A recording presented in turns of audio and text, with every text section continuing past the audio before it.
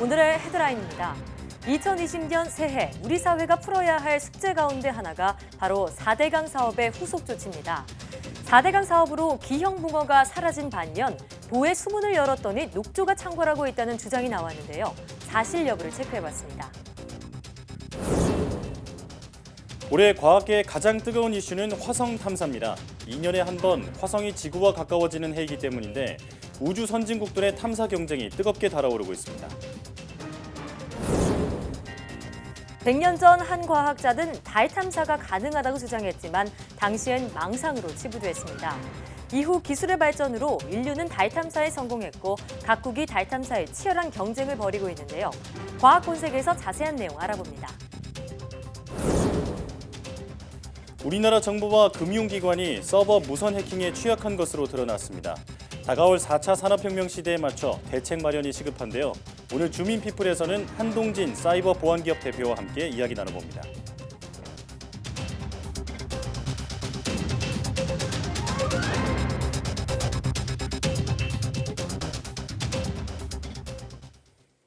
여러분 안녕하십니까? 사이언스 투데이입니다. 2020년 새해가 밝았습니다. 올해 우리 사회가 풀어야 할 숙제 가운데 하나가 바로 4대강 사업의 후속 조치입니다. 지난해 자유한국당 등이 4대강보 해체를 반대하며 정치적인 쟁점으로도 떠올랐는데요. 논란이 치열한 만큼 잘못되거나 근거가 부족한 주장까지 난무하고 있는데요. 먼저 4대강 수질과 관련한 논란을 홍성욱 기자가 짚어봤습니다. 4대강 사업이 불러온 환경 파괴, 그리고 반성 없는 공직자와 정치인을 고발한 영화 삽질. 그러나 4대강 사업이 친환경적이고 경제적으로도 성공했다는 주장은 여전히 대한민국의 한쪽에서 견고하게 버티고 있습니다. 4대강보 해체를 위한 다이너마이트를 빼앗아서 문재인 청와대를 폭파시켜버렸습니다, 여러분. 지난 2018년 여름 세종보를 여니 수량이 줄어서 녹조가 창궐했다는 보도가 쏟아집니다. 수문 개방 반년 뒤 녹조라 부르는 유해 남조류가 급증한 것은 사실입니다. 그렇다면 1년 뒤인 지난해 여름에는 어땠을까? 보는 여전히 열려 있으니 녹조로 가득해야 합니다. 그러나 이상하게도 지난해 여름 녹조는 전혀 발생하지 않았습니다. 작년에는 세종보에서는 녹조가 발생하지 않았었습니다. 재작년에는 상황이 워낙 특수했는데요. 장마가 일찍 끝나고 폭염이 이어지면서 세종보의 녹조가 증가했었습니다. 세종보뿐만이 아닙니다. 시간이 흐르면서 녹조 발생이 줄어드는 것, 보의 수문을 연 강에서 일관되게 관측되는 현상입니다. 보가 물을 가둬서 수량이 많아지면 영양 성분이 희석돼 녹조는 줄어든다. 4대강 보가 친환경적이라는 주장의 핵심 근거입니다. 그러면서 항상 예로 드는 것이 29억 톤의 물을 담을 수 있는 국내 최대의 담수호이자 녹조가 거의 생기지 않는 바로 이곳 소양호입니다. 실제로 이곳 소양호에 녹조가 생기지 않는 이유, 수량이 많아서일까요? 녹조는 먹이, 즉 인등의 영양분이 많고 그것을 섭취할 체류 시간이 충분할 때 성장합니다. 그런데 소양호는 수도권 2천만 시민의 상수원으로 오염물질이 철저히 차단되기 때문에 녹조가 먹고 자랄 영양물질이 적습니다. 단순히 물이 많아서 녹조가 없는 게 아니라는 얘기입니다.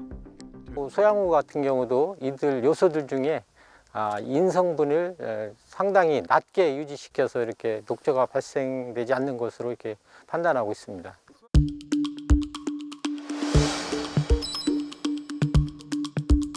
사대강 사업이 마무리된 건 2012년 말. 이후 생물학적 산소 요구량과 총질소, 총인 등 일부 수질 지표가 개선된 것은 사실입니다. 그러나 물이 맑아진 핵심 원인은 16개 보가 아닌 다른 곳에 있습니다. 2008년 전국의 공공하수 처리 시설은 2,394곳. 이후 4대강 사업의 일환인 환경부 수질 개선 사업에 따라 한 해 수백 곳씩 증가해 4대강 사업이 끝날 때쯤에는 3,600여 곳으로 늘었고 지금은 더 많습니다. 강길을 막아선 거대한 보가 아니라 상류에 만든 정화시설이 수질 개선의 열쇠였던 겁니다. 환경기초시설의 보도 처리를 하면서 수질이 좋아진 거지 보를 줬다고 해서 수질이 좋아진 건 아니거든요. 4대강 보를 유지하는 데는 매년 세금 수천억 원이 들어가고 보 해체 여부를 놓고 갈등도 심각합니다. 그래서 이명박 정부의 4대강 사업은 과거가 아닌 현재의 문제입니다. YTN 홍서욱입니다. 이와 관련해 전 국립환경과학원 원장이자 이화여대 환경공학과 박석순 교수의 4대강 찬성 주장은 보 해체를 둘러싼 논란을 더욱 부추겼는데요. 취재 결과 박 교수가 제시한 근거들 가운데는 의도적인 왜곡과 거짓이 적지 않았습니다. 이어서 고한석 기자가 보도합니다.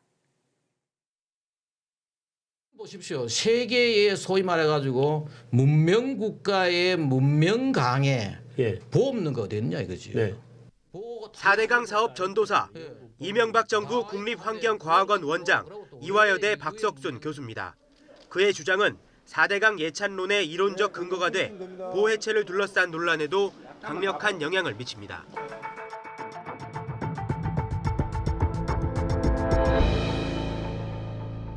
환경 호르몬 때문에 암수 한 몸 기형 붕어 비율이 8%나 된다는 2007년 조선일보 기사입니다. 강에 물이 많으면 이게 희석이 돼요. 그 저게 가니까 이제 환경 호르몬이 남아가지고 물고기가 다 저 모양이 돼. 생태계 재앙이었죠.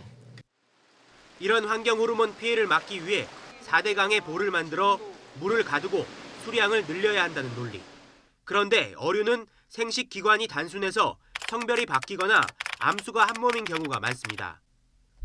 대표적인 것이 붕어로 자연 상태에서 최대 18%까지 자웅동체가 발견된다는 해외 연구 결과가 있고 국내도 비율은 비슷합니다. 당시 환경부는 이를 근거로 환경 호르몬 때문이라는 건 억측이라며 조선일보 보도가 사실이 아니라고 해명하기도 했습니다. 만약 환경 호르몬을 희석해야 한다면 보를 만들 것이 아니라 수량이 압도적으로 많은 바다로 빨리 흘려보내는 것이 상식적이라고 전문가들은 입을 모읍니다.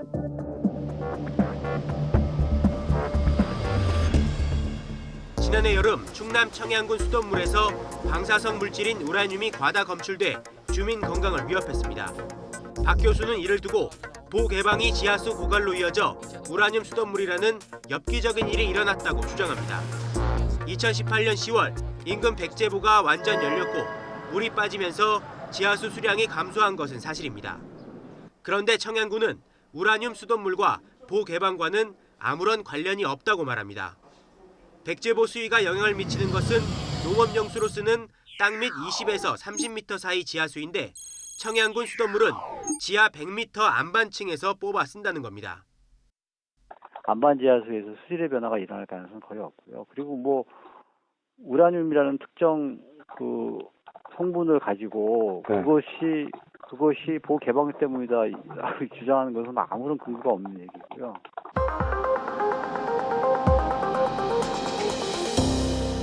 이 4대강 사업하고 나서 4대강에 사는 강변에 사는 분들이 이 수입이 엄청 증가한 거죠. 가구당 5천만 원에서 지금 거의 한 8천만 원으로 급속히 증가한 거죠. 이 잘 살게 된 거 아니에요. 그러면서 박 교수가 보여준 그래프.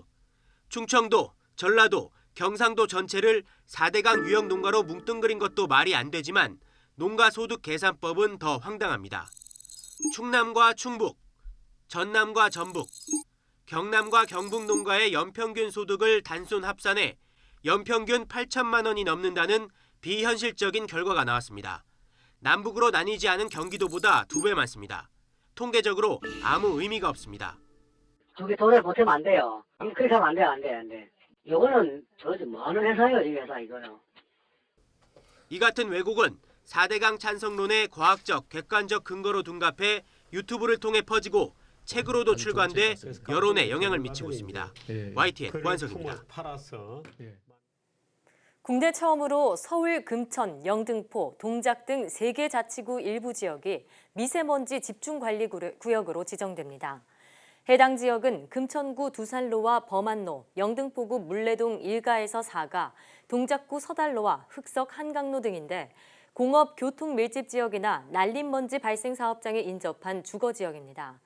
서울시는 이 구역에서 환기기 설치, 지능형 공기세척실 등 미세먼지를 줄이기 위한 사업을 우선 추진하고 날림먼지 발생 사업장과 자동차 배출가스에 대한 지도와 단속을 강화할 예정입니다.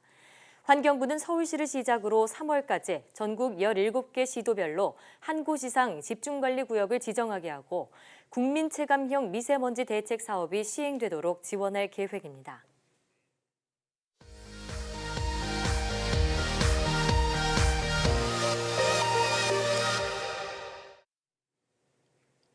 화제의 뉴스를 골라 과학 기자의 시선으로 분석하는 과학 본색 시간입니다. 오늘은 이혜리 기자와 함께합니다. 어서 오세요. 네, 안녕하세요. 네, 오늘 어떤 이야기 준비하셨나요? 네, 2020년 새해가 밝았는데요. 오늘은 지난 100년 동안 과학기술이 얼마나 발전했는지 그 발전상을 되짚어보고 올 한 해 두드러지게 발전한 기술은 무엇인지 함께 전망해 보도록 하겠습니다. 네, 어느새 2020년이라는 게 정말 놀라운데요. 네. 사실 예전에 봤던 공상과학 영화에서 2020년에는 자동차가 하늘을 날아다니고 로봇 군대까지 있는 그런 첨단 시대로 그려졌었는데 네. 벌써 2020년이 됐습니다.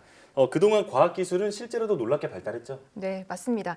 그 과학기술의 발전상을 살펴보기 전에 정확히 한 100년 전으로 되돌아가 보겠습니다. 네. 뉴욕타임스가 1920년 1월 12일 하나의 어떤 사설을 발표했는데요. 사설을 통해서 한 과학자를 비난합니다. 고등학생 수준의 기초 지식도 갖추지 못한 과학자라며 원색적인 비난을 한 건데요. 비난의 대상이 된 사람은 로버트 고다드입니다.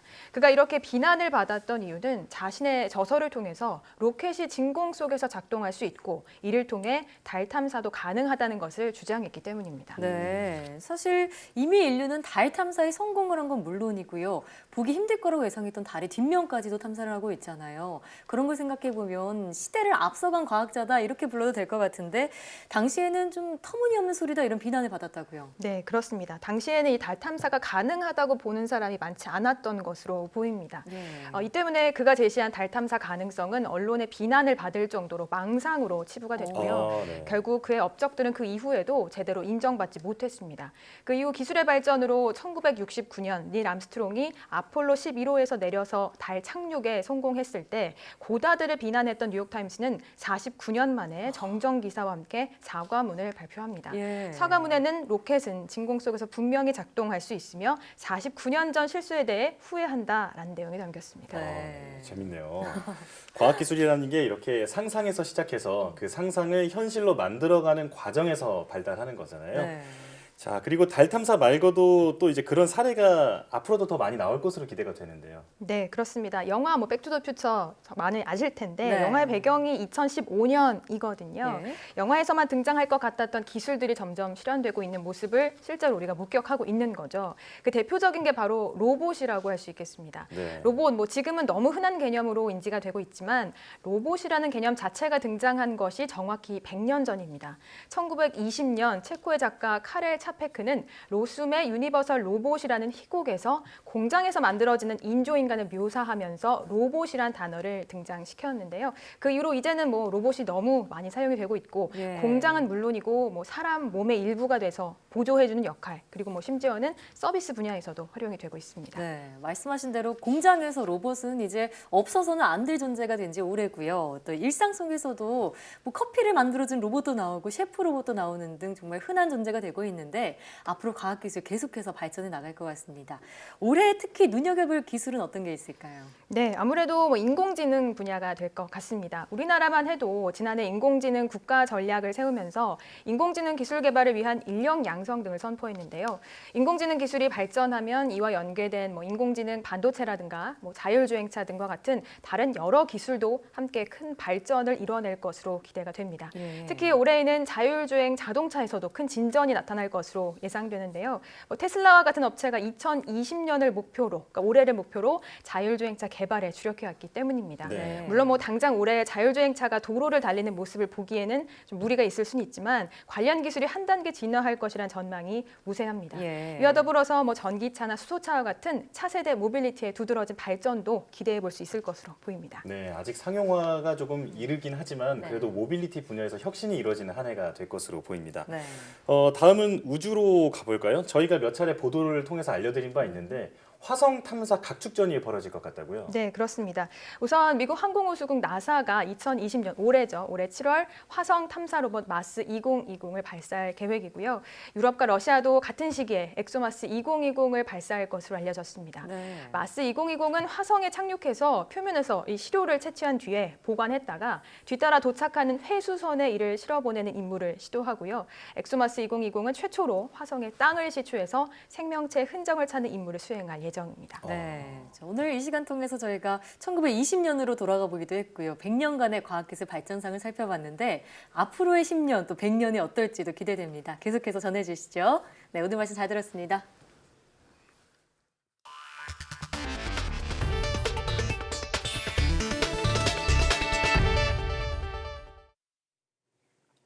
(2020년) 새해 과학계 관전 포인트는 무엇일까요? 세계적인 과학저널 네이처가 10개 분야를 선정했는데 화성 탐사가 1위를 차지했습니다. 최소라 기자입니다. 새해 과학계 가장 뜨거운 이슈는 화성 탐사입니다. 먼저 미국이 오는 7월 역대 최대 크기 탐사선 마스 2020을 화성으로 쏘아 올립니다. 비슷한 시기 유럽의 엑소마스와 중국의 허싱1호도 화성으로 떠납니다. 이처럼 전 세계가 화성 탐사에 열을 올리는 건 올해가 2년에 한 번 화성이 지구와 가까워지는 해기 때문입니다. Missing that window would mean that we would have to adjourn the launch by more than 2 years' time, and the next launch opportunity would only reappear on August 2022. 지난해 인류 최초로 이우드나의 블랙홀을 관측했던 사건 지평선 망원경의 활약도 기대됩니다. 한국을 포함한 국제연구팀은 8개 전파 망원경을 조합해 만든 이 망원경으로 올해 우리 운하 중심부의 블랙홀을 관측할 계획입니다. The infalling gas that's superheated lights up a ring of light where photons orbit the black hole. And interior to that is a dark patch where the event horizon itself prevents light from escaping. 힉스에 이어 새로운 소립자가 발견될지, DNA를 합성해 인공효모를 만들어낼 수 있을지도 새해 과학계가 기대하는 성과입니다. 이 밖에 기후변화 대책이나 동물을 이용한 인공장기 생산, 상온 초전도 물질 개발 등이 2020년 주목해야 할 과학계 사건으로 꼽혔습니다. YTN 사이언스 최소라입니다. 새해에도 유성우와 부분 일식 등 화려한 우주쇼가 기다리고 있습니다. 특히 12월에는 목성과 토성이 20년 만에 한자리에 모이는 특별한 우주쇼도 예고돼 있습니다. 새해에 볼만한 우주쇼를 정혜윤 기자가 소개해드립니다. 2020년 가장 먼저 밤하늘을 수놓을 우주쇼는 1월 4일 나타나는 4분의 자리 유성우입니다. 3대 유성우 중 하나로 시간당 100개 이상의 별똥별이 떨어지며 하늘을 아름답게 장식할 것으로 보입니다. 이후 8월에는 페르세우스 자리 유성우가, 12월에는 쌍둥이 자리 유성우가 찾아오는데 이 두 유성우는 달빛이 없는 금문 무렵과 겹칠 것으로 보여 평소보다 더 화려한 밤을 선사할 것으로 기대됩니다. 6월에는 태양이 달에 의해 절반이나 가려지는 부분일식이 나타날 것으로 보입니다. 부분일식은 서울을 기준으로 6월 21일 오후 3시 53분쯤 시작돼 오후 5시 2분쯤 최대에 이르고 오후 6시 4분쯤 끝나겠습니다. 2020년 부분일식은 달에 의해 태양의 절반 정도가 가려지는데요. 우리나라에서 볼 수 있는 다음번 일식은 10년 후인 2030년 6월에 일어납니다. 12월 21일 연말에는 목성과 토성이 20년 만에 최근접할 것으로 보입니다. 특히 이번에는 두 행성이 하나처럼 보일 정도로 가까이 다가서는 장관이 연출될 전망입니다. 이 현상은 21일 해가 진 직후 저녁 7시 무렵 서쪽 하늘에서 볼 수 있습니다. YTN 정혜윤입니다. 범죄의 발생을 최대 80%까지 정확하게 예측하는 인공지능이 등장한 전망입니다. 한국전자통신연구원 에트리는 실시간 CCTV 영상을 분석하고 과거 범죄 통계와 비교해 언제 어디서 어떤 범죄가 발생할지 예측하는 인공지능을 개발하고 있다고 밝혔습니다. 이 기술은 영상을 통해 현재 상황을 판단할 뿐 아니라 발자국 소리까지 분석해 걸음걸이가 긴박한 뜀박질인지 지속적 미행인지 등을 파악합니다. 폭행 등 4대 강력범죄가 발생할 것으로 예측되면 관제센터에 알리고 관할 경찰서에 신고하는 방식입니다.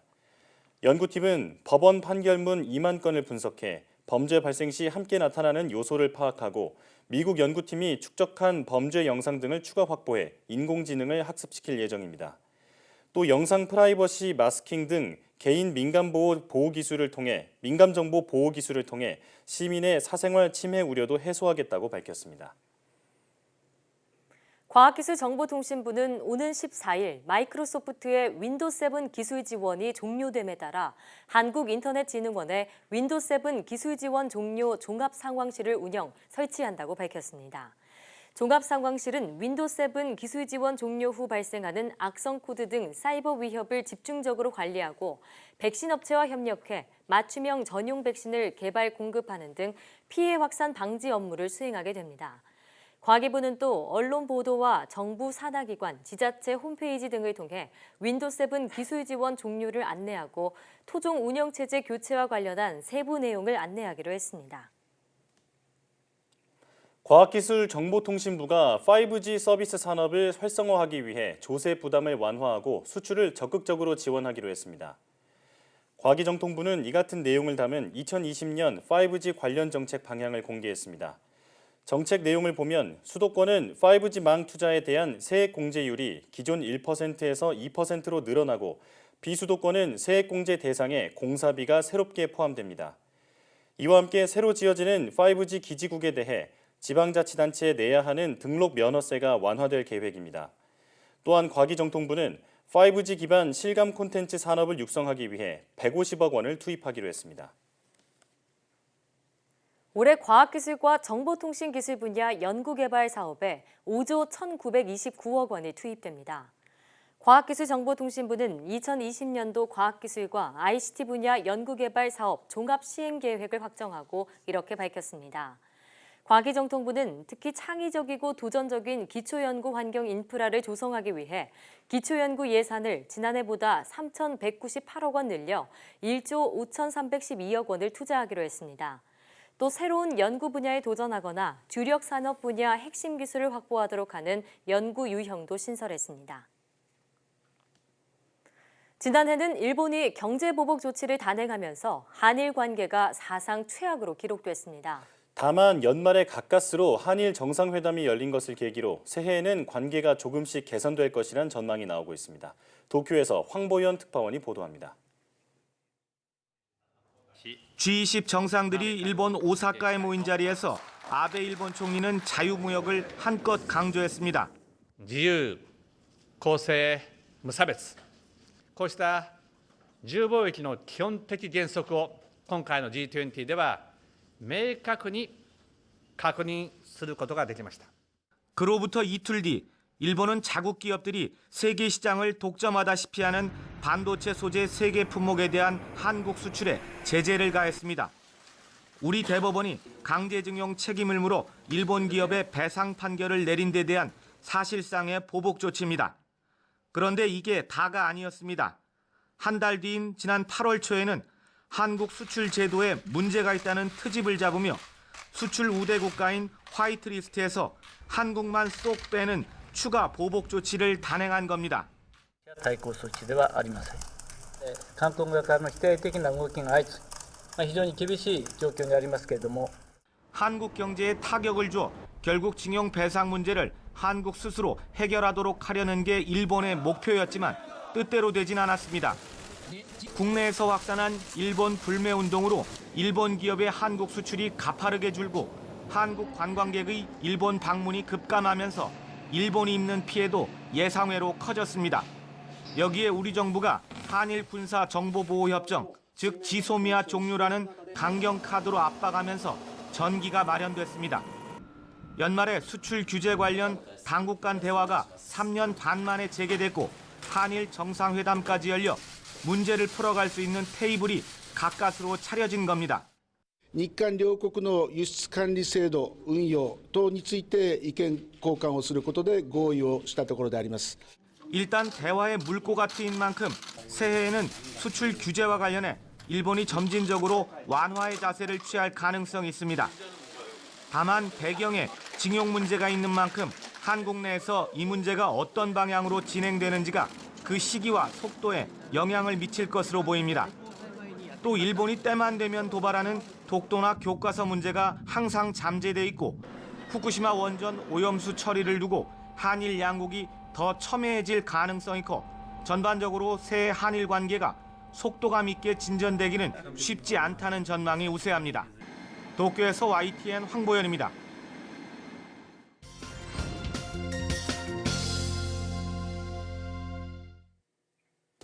과학에 대한 궁금증을 퀴즈로 풀어보는 과학 백문백답 시간입니다. 아이를 키우는 엄마라면 자녀들의 키에 대한 고민은 누구나 한 번쯤은 해봤을 텐데요. 그렇다 보니 어릴 때 찐 살은 키로 간다거나 키 크려면 우유를 많이 먹어야 한다 같은 속설도 많습니다. 과연 이런 이야기들은 사실일까요? OX 퀴즈를 통해 키에 대한 오해와 진실을 알아보겠습니다. 키 크려면 최소 9시간 이상 자야 한다? 정답은 O입니다. 성장 호르몬 대부분은 자는 동안 분비되기 때문에 전문가들은 청소년기에 적어도 9시간은 자야 한다고 말합니다. 특히 성장 호르몬의 90%가 밤 10시부터 다음날 새벽 2시 사이에 분비된다고 하는데요. 키가 크려면 일찍 자야 한다는 말이 사실이었네요. 우유를 많이 마시면 키가 크는데 도움이 된다? 정답은 의외로 X입니다. 칼슘 섭취량과 성장 속도가 비례하는 것은 아니라고 합니다. 칼슘은 하루에 700mg만 섭취해도 충분하다는데요. 오히려 계속해서 칼슘을 과잉 섭취할 경우 칼슘을 흡수하는 능력이 떨어질 수도 있다고 합니다. 키가 크기 위해서는 칼슘뿐만 아니라 근육을 구성하는 단백질도 필요하다고 하니 몸에 좋은 음식을 골고루 섭취하는 게 중요하겠죠. 지금까지 과학 백문백답이었습니다.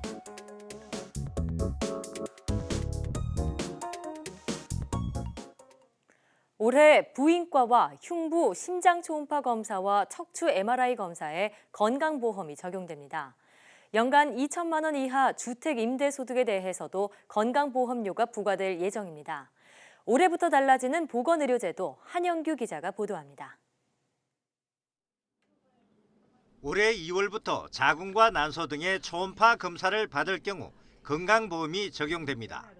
의료비 부담은 기존 대비 절반 내지 4분의 1로 줄어듭니다. 하반기에는 흉부와 심장 초음파 검사에 건강보험이 적용됩니다. 자기 공명 영상 MRI 검사의 경우에도 하반기부터 척추에 대해 건강보험이 적용될 예정입니다. 다만 단순한 두통이나 어지럼증으로 뇌 MRI를 촬영할 경우 본인 부담은 늘어납니다. 중증의 두통, 어지러움증은 현행과 같이 건강보험이 적용됩니다. 다만 이런 증상 없이 단순하게 두통하고 어지러움증이 심해서 MRI를 찍으실 경우에는 현행보다 한 2배 정도 비용이 좀 올라가신다고 보면 됩니다. 거동이 불편한 환자의 가정을 방문해 진료하는 왕진 시범 사업도 올해부터 본격화됩니다. 걷는 게 어렵거나 불가능한 환자가 왕진을 요청할 수 있는데 환자는 왕진료의 30%를 부담해야 합니다. 10월부터는 인플루엔자 국가 예방접종 사업에 4가 백신이 사용됩니다.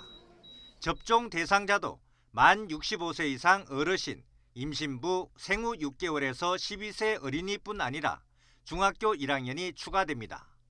또 11월부터는 연간 2천만 원 이하 주택 임대소득에 대해서도 건강보험료가 부과될 예정입니다. YTN 한윤규입니다. 술 마시는 횟수를 줄이면 심방세동도 줄어드는 것으로 나타났습니다. 심방세동은 심장 윗부분이 빠르게 수축하는 부정맥의 일종으로 만성화되면 심장 기능이 떨어지게 됩니다. 호주 멜버른 알프레드 병원 연구팀은 심방세동이 있으면서 술을 마시는 140명을 대상으로 120일 동안 실험을 진행한 결과 이같이 나타났다고 밝혔습니다. 연구팀은 술을 일주일에 평균 13잔 마시는 사람 가운데 73%가 심방세동이 재발했지만 음주량을 주 평균 2잔으로 줄인 사람은 재발률이 53%로 줄었다고 말했습니다. 또 술을 줄인 사람은 심방세동 재발 간격이 길어졌고 술을 완전히 끊은 경우는 더 큰 효과를 봤습니다. 연구팀은 하루 한 잔 정도의 술이 심장 건강에 이롭다는 연구도 있지만 이를 심방세동 환자에게 적용해서는 안 된다고 강조했습니다. 새해부터 건강보험료 등 사회보험료를 늦게 냈을 때 물어야 하는 연체 이자가 최대 9%에서 5%로 낮아집니다. 건강보험공단은 이달 16일부터 건보료 연체 이자율을 최대 9%에서 최대 5%로 내리기로 했습니다. 국민연금보험료도 연체 이자율을 최대 9%에서 최대 5%로 인하하는 내용의 국민연금법 개정안이 국회 보건복지위원회를 거쳐 법사위에 계류 중이며 본회의를 통과하는 대로 시행될 예정입니다. 국회에서 앞으로 산재보험, 고용보험 등 다른 사회보험료의 연체 이자율도 같은 수준으로 낮추는 입법 작업을 마무리하면 4대 사회보험료의 연체 이자 부담이 크게 줄어들 것으로 보입니다.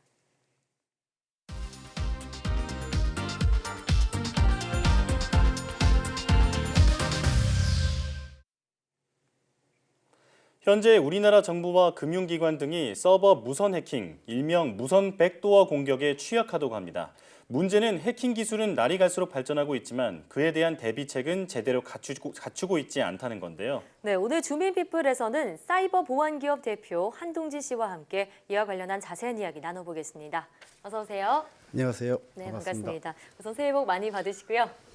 감사합니다. 네. 자, 백도어란 뒷문이라는 말이죠. 그러니까 허가 없이 임의로 정보를 탈취하는 것을 의미하는데 무선 백도어 공격, 어떤 공격인가요? 예, 무선 백도어란 인터넷 연결 없이 무선으로 접속 가능한 비밀 통로를 의미합니다. 네. 전산 시스템에 무선 백도어가 있다는 것은 보안 시스템에 들키지 않고 전산 시스템을 마음대로 장악할 수 있다는 뜻이죠. 네.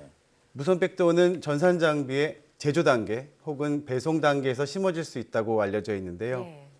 컴퓨터의 메인보드나 마우스 키보드 등의 장치 속에 아주 작은 칩 형태로 숨겨지기 때문에 눈으로는 찾을 수가 없어서 설치됐더라도 알아차릴 수 없습니다. 그렇군요. 아주 무서운 기능입니다. 네.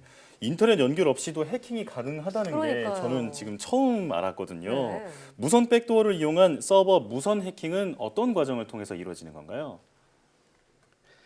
네, 서버 무선 해킹은 그 서버 내의 정보를 불법 송출하거나 네. 서버의 오작동을 명령해서 시스템을 붕괴시킬 수도 있는데요. 해커가 원격으로 컴퓨터 전산 장치에 심어놓은 백도어 칩의 무선 신호를 사용하여 침투하는 겁니다. 네. 말 그대로 인터넷 연결 없이 무선으로 접속하기 때문에 기존의 유선 보안 솔루션으로는 방어할 수 없고요. 또한 우리 정부나 금융기관이 정보 보호를 목적으로 도입한 망분리 정책도 무선 백도어를 이용한 서버 무선 해킹에는 전혀 효과가 없습니다. 그렇군요. 저는 이 소식을 들으면서 재작년에 있었던 일이 떠오르는데요. 한 중국 업체가 애플 등 미국 기업에 정말 손톱보다 작은 그런 스파이 칩을 심어서 논란이 된 적이 있습니다. 물론 의혹 제기로 끝나긴 했지만 만약에 무선 백도어의 공격을 받아서 내부 시스템이 붕괴되거나 할 경우에 가장 우려되는 점 어떤 것들이 있을까요? 네, 만약 피해 기관이 군이나 방산기관의 경우 군사작전이나 무기 정보 같은 1급 군사보안 정보가 유출돼서 상대국으로 넘어갈 수도 있고요. 예. 내부 방어 시스템이 붕괴되면 미사일을 포함한 첨단 무기가 오작동할 수도 있습니다. 네. 또 금융기관의 경우에는 개인의 계좌 정보나 금융 정보가 외부로 유출될 수 있고 이상거래나 금융거래 중지 등 금융 시스템 마비가 초래될 수 있습니다. 이미 은행은 수많은 종류의 보안 시스템을 갖추고 있지만 이를 넘어서는 해킹 기술도 나날이 발전하고 있습니다. 네. 이 때문에 우리나라 금융기관에서도 최근 무선 백도어 위협에 대응할 수 있는 방어 시스템 구축이 확대되고 있습니다. 네, 만에 하나라도 지금 말씀하신 일이 하나라도 일어난다면 예, 엄청 정말 큰 일이죠. 사회적으로 큰 혼란이 있을 것 같은데 네. 실제로 이렇게 무선 백도어에 의한 해킹 사례가 있었나요? 네, 그 백도어에 의한 해킹 사례도 있었고 무선 네. 백도어에 의한 해킹 사례도 있었는데요. 실제로 우리나라에서도 2016년 국방부 내부망이 해킹당한 사례가 있었습니다. 네. 단 한 대의 서버가 해킹돼서 3,200대의 PC를 악성 코드에 감염시켰는데요. 예, 기억납니다. 예, 단순히 그러니까 국방부 장관의 이제 PC에 3,200대 안에 포함되어 있었고요. 이는 곧 이제 백도어가 설치된 단 한 대 컴퓨터로 대규모 시스템 해킹이 가능하다는 뜻이 되겠습니다. 그렇군요. 또 뉴욕 타임즈 등이 보도한 바에 의하면 미 국가안보국 즉 NSA가 인터넷이 연결되어 있지 않은 컴퓨터에 사이버 공격을 가할 수 있는 무선 백도어를 전 세계에 무려 약 10만 개 운영 중이라고 합니다. 이 미국산 무선 백도어는 러시아 국방망, 멕시코 경찰 및 마약 조직, 유럽연합의 무역기구 등에 설치되었고 사우디아라비아, 인도, 파키스탄 등에서 테러를 막는 데에도 사용되었다고 합니다. 그런데 이 중 한국에는 몇 개나 들어와 있을까요? 가늠하기 어려운데요.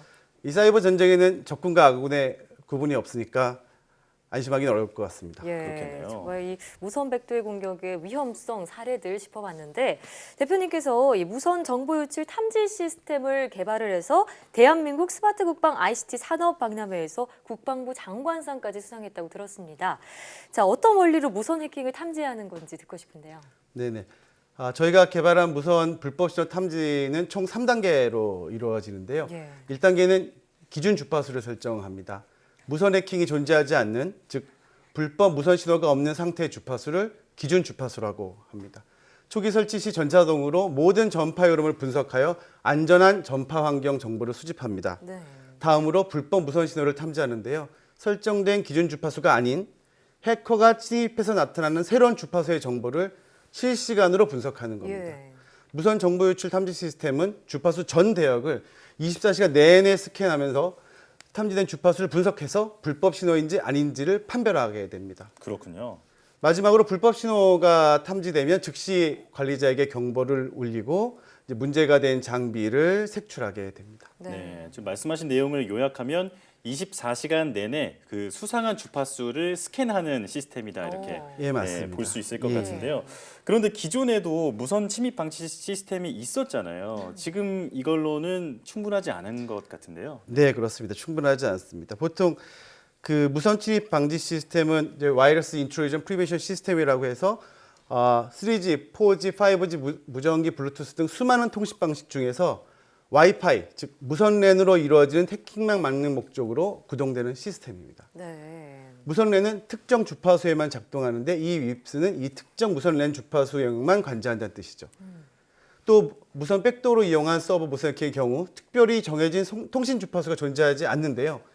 해커가 주변 상황과 특성에 맞게 통신 방식을 임의로 선택하기 때문입니다. 네. 즉 윕스는 가까운 거리만 방어할 수 있고 무선 백도어를 이용한 해킹은 10km 이상 떨어진 곳에서 원격으로 이루어지기 때문에 전혀 탐지할 수가 없습니다. 그렇군요. 때문에 이 대표님이 개발하신 무선 정보 유출 탐지 시스템은 이런 단점을 보완한 기술이다라고 볼 수 있을 텐데요. 자, 기술의 발전으로 우리는 편리함을 느끼고 살고는 있지만요. 이런 말씀하신 해킹 위협이나 개인정보 유출 등의 위험도 덩달아 증가하고 있습니다. 앞으로 이런 문제를 막기 위해서 어떤 대비가 필요할까요? 네네. 그 최근 화웨이 이슈 등 미국과 중국의 정보 전쟁을 통해 많이 알려지긴 했지만 이런 21세기 정보화 시대에서 사이버 전쟁은 공개된 것보다 훨씬 광범위하게 이루어지고 있다고 봐야 됩니다. 네.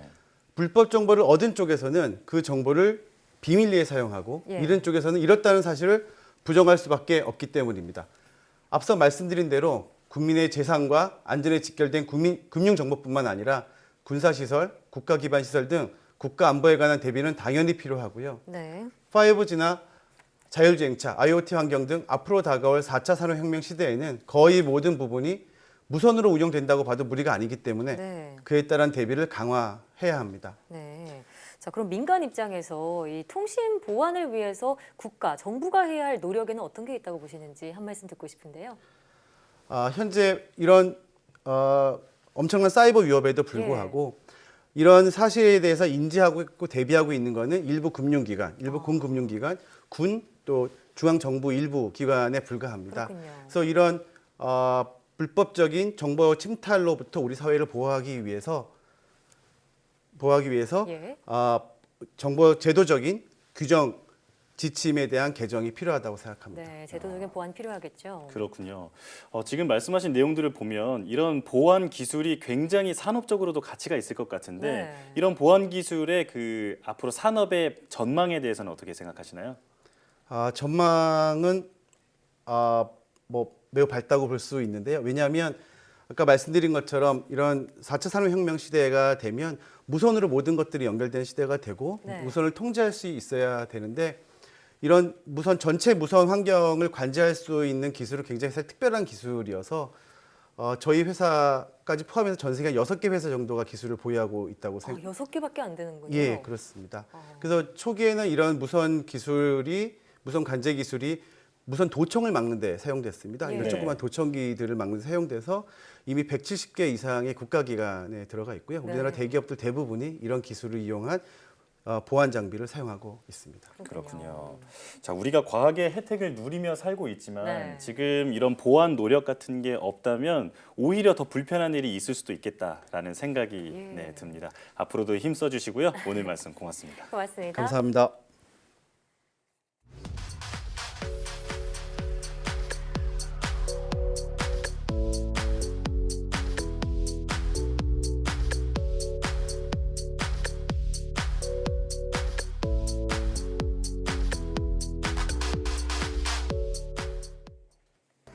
해킹 수법이 나날이 진화하고 있습니다. 최근에는 인터넷 연결 없이도 해킹이 가능한 무선 백도어 해킹이 기승을 부리고 있는데요. 4차 산업혁명 시대에 우리 사회가 첨단화할수록 해킹 기술도 따라서 발전한다는 겁니다.